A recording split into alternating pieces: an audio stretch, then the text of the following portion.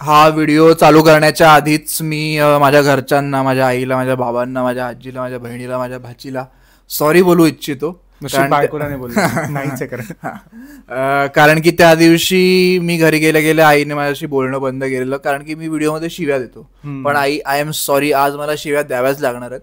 तो जो कोणी पाकिस्तानचा बॅट्समन आहे साहबजादा, तो असेल पाकिस्तानमध्ये साहबजादा, त्याच्या आई जो तिथे येऊन तू बंदुकीचं सेलिब्रेशन करणार. बरोबर, चुकीचं म्हणजे. हा बरोबर, तुझं बरोबर आहे. तुला बॉयकॉट व्हायचंय का? तुझं बरोबर आहे. पण तुला नाही, आता जे काही चालू आहे माहोल इंडिया पाकिस्तान मध्ये, आणि आपण हँडशेक वगैरे नाही करत आहोत, परत ओव्हरऑल देशाचा जो काही गरमागरमीचा माहोल आहे, त्यामध्ये हे असं सेलिब्रेशन करणं तुला पटतंय का? ते सेलिब्रेशन ज्या कॉन्टेक्स्टने तू बघतोयस त्याने कदाचित चुकीचंच येते, पण मला वाटतं जरा आउट ऑफ कॉन्टेक्स्ट तू उचलतोस. मला वाटत नाही की त्याने, पण इन जनरल जरी त्याने आउट ऑफ कॉन्टेक्स्ट केलं असेल तरीही या सिच्युएशन मध्ये असं सेलिब्रेशन करणं त्यांनी चुकीचं. एवढा त्यांनी विचार केला नसेल, एक तर तो एवढा हुशार वाटत, एक तर त्यांच्याकडे विचार करणं एवढं डोकं आहे असं मला वाटत. असं केलं असेल डोकं नसेल तर. एक्झॅक्टली, तोच माझा मुद्दा. नाही पण ठीक आहे, जर ते त्या हेतूने केलं असेल की आपल्याला चिडवण्याच्या याने, तर मग खूपच चुकीचं होतं ते, निंदनीय होतं खूप ते. सो ठीक आहे, तुझ्या शिवाय जस्टिफाईड आहेत, पण आईला जाऊन जस्टिफाय करत म्हणणं बाकी नाही. मी बीप टाकेन ना. ठीक आहे.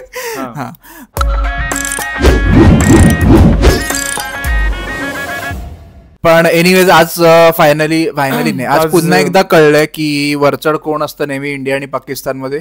भलेही ते क्रिकेटच्या ग्राउंडवर असो किंवा मग सीमेवर असो. गेल्या 7 मीटिंग्स मध्ये गेल्या 7 मीटिंग्स मध्ये इंडिया पाकिस्तानच्या, ती सीमेवरची सोडल्यास 7 वेळा इंडिया जिंकलेली आहे आणि पाकिस्तान 0 जिंकलेली. लास्ट इंडिया पाकिस्तान सोबत हरली माझ्या मते, it was in Asia cup माझ्या, जो ह्याच्यात झाला होता दुबईला झाला होता 21 रोहित शर्मा कॅप्टन झाला होता तो एशिया कप. आणि आज पुन्हा वन साइड नाही म्हणता येणार आजची मॅच आपल्याला, नाही काइंड ऑफ आहे, पण मध्ये थोडा कमबॅक केला त्यांनी. त्यांची बॅटिंग पण बरी झालेली सुरुवातीला पाकिस्तानची, ऑलमोस्ट 9 ओव्हरला त्यांचे 100 झालेले, आणि त्यात नवल हे होतं की बुमराला उचललं होतं. येस, बुमराला आज 4 ओव्हरमध्ये 45 रन मारलेत ऑलमोस्ट, आणि उचलून फेकत होते बुमराला. खरं, आणि बुमराला कदाचित टप्पा ते पेसचा इश्यू होता बुमरा, बुमराची पेस आहे, सो त्यामुळे कदाचित इझी असेल पेस खेळणं त्या पिचेसवर जिथे पेस ऑलरेडी खूप कमी आहे. बरोबर, सो मे बी तो त्यांच्यासाठी मीडियम पेसवर होता सर, आय डोंट नो. पण तिथे युजली तू बघशील तर तिथे फहीम अशरफचे बॉल ग्रिप करत होते, तिथे हार्दिक पांड्याचे बॉल ग्रिप करत होते, जे ऑफ द पिच बॉल हे करतात. Bumrah is more heat the deck bowler, so तशा खूप हेल्प होत होती. इव्हन हॅरिस श्रॉफला, जे की आफ्रिदीला नव्हती मिळत. शाहीन आफ्रिदीला पण उचललेला अभिषेक शर्माने सुरुवातीला. शाहीन आफ्रिदी सुरुवातीला जरा शेवटपर्यंत उचलत होते. तर मग स्टार्टला इव्हन हार्दिक पांड्याने चांगली बॉलिंग केली. फखर जमानला हार्दिकने आउट केलं, सो त्याने काहीतरी 15 रन्स केले माझ्यामध्ये. पण नंतर त्यांनी जी तू म्हटली तशी चांगली पार्टनरशिप बघली. सईम अयूबला ते जे काही प्रोटेक्ट करत होते पहिल्या 2-3 ओव्हर, फायनली त्याचं ते त्याने केला वाईटच माझ्यामध्ये. त्याचे बॉल लागतच नव्हते आणि त्याची कॅच पण सुटली. अभिषेक शर्माने आज अख्खा दिवस असा होता, त्याने 3 कॅचेस सोडल्यात, फायनल 4थी पकडली आणि त्याने 74 रन सुद्धा केलेत. एक कुलदीपने पण सोडली आहे, कुलदीपने पण एक सोडली. सो ती कॅच ते दोघं पकडले होते, कुलदीप आणि अभिषेक शर्मा, पण मग शेवटी अभिषेक शर्माने डाईवरून पकडलीच ती कॅच.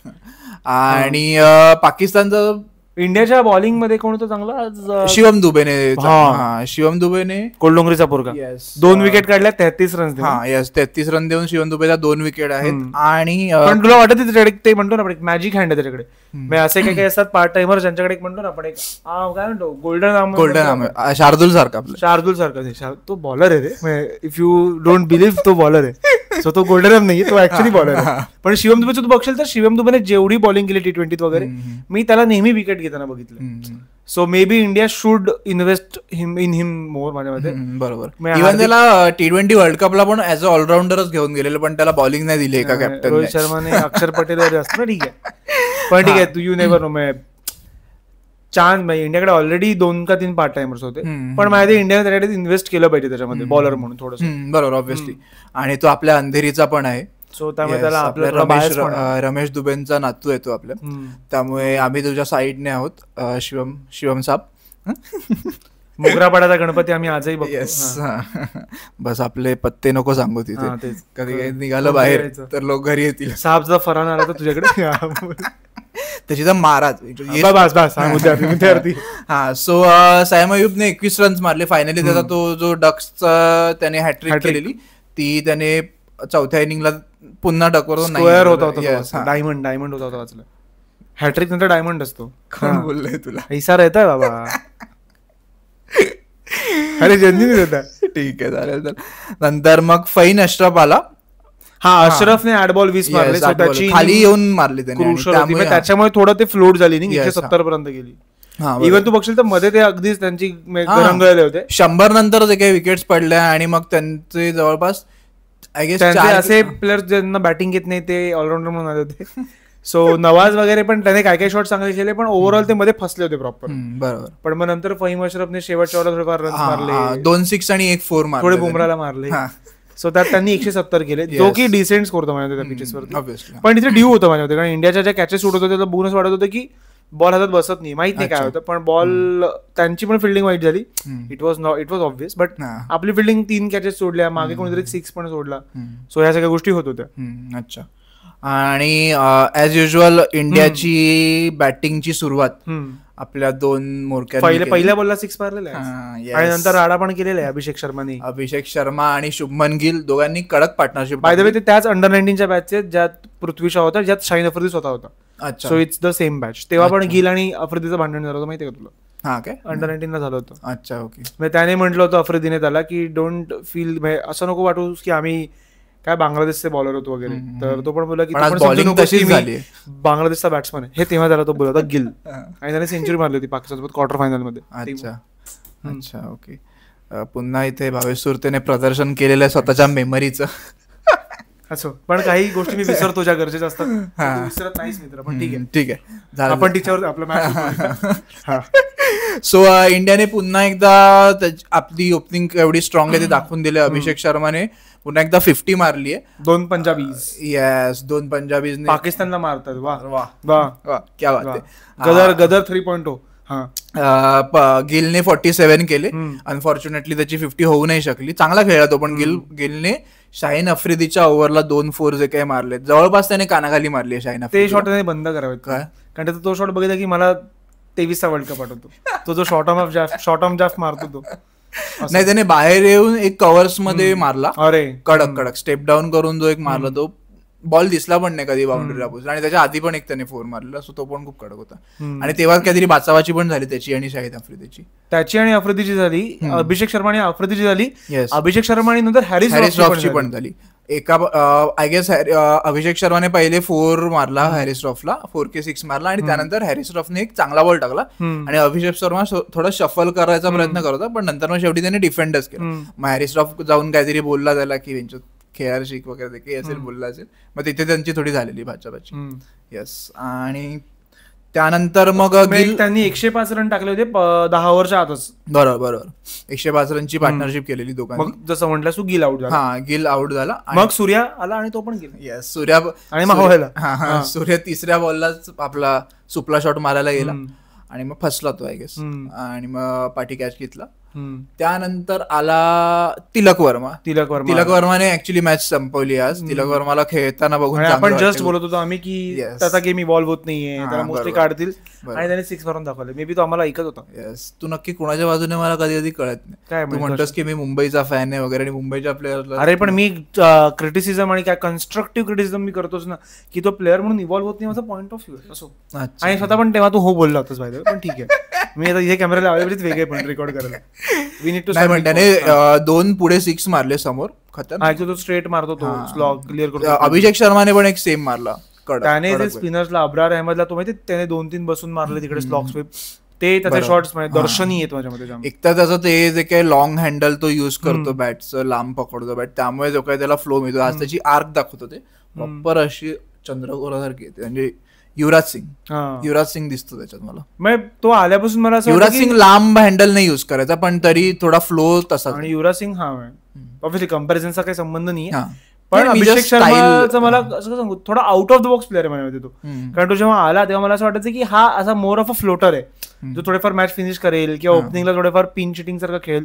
पण आता तो मोर ऑफ चांगला बॅट्समन वाटायला लागला. बरोबर, तो होता काही असा दिवस ना, पण आता तो प्रॉपर कम्प्लीट बॅट्समन वाटायला लागला माझ्यामध्ये. राईट. नाही आणि तो आता खूप वर्ष टिकेल टीम मध्ये. आता आय गेस त्याला कोणी हलवू नाही शकणार आहे ओपनिंग साठी. यशस्वी आला तरी तो गिलच्या जागी येईल. अभिषेक शर्माला कोणी काढणार नाही आय गेस. पण मला आता माहित नाही म्हणजे गंभीर शातात सगळं असं.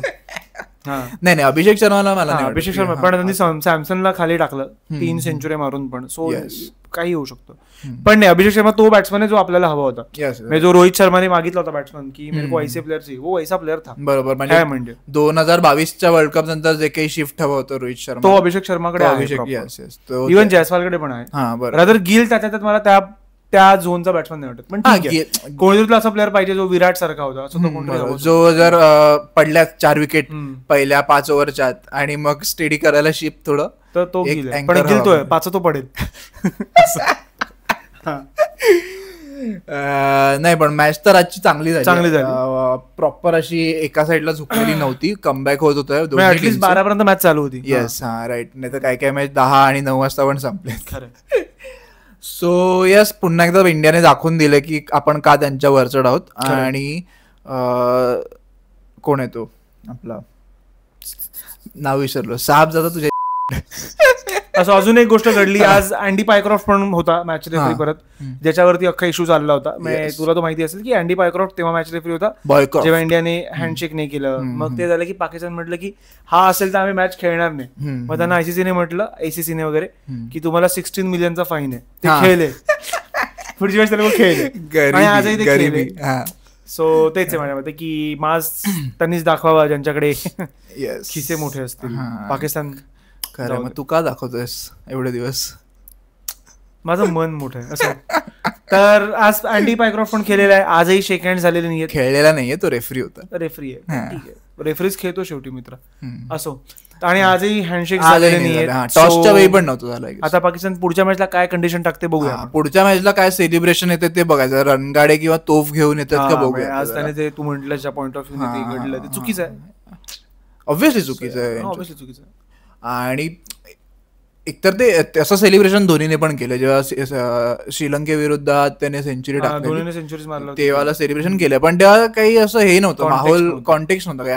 आता जे काही चालू आहे 2 देशांमध्ये त्या ह्याच्यात तुम्ही असं करता, जरी तुमच्या मनात काही नसेल तरी समोरच्याला बघताना तेच वाटणार आहे की तू त्या हेतूनच केलंय. कारण की तुमचे कोच आणि तुमचे माजी प्लेयर प्रेस कॉन्फरन्स मध्ये येऊन सूर्यकुमार यादवला सुवर कुमार वगैरे, जेव्हा one of the favourite Pakistani player होता. म्हणजे तुम्हाला काय गरज आहे पॉलिटिकली याच्यात घुसायची, काय गरज आहे? नेक्स्ट टाइम असं होईल कदाचित बुमराने 5 विकेट काढले तर बुमरा एक बॉल टाकले म्हणू शकतो सेलिब्रेशन. हो शकतं. सो येस तो आय गेस प्लेयर्सनी या गोष्टींकडे तरी लक्ष द्यावं की भाई सारखे सेन्सिटिव्ह माणसं तुम्हाला पुन्हा शिव्या घालतील. येस. आणि अजून काय ठीक आहे. नाही बुमराने करावं, पण माझ्या ते हॅरिस रॉफ करेल माझ्या नेक्स्ट टाइम. काय 2-3 विकेट्स काढून फेकून देईल. बॉल फेकेल. बॉल नसेल त्याकडे खरोखरचा बॉम्ब असेल. भरोसा नाही भाई. Direct ground.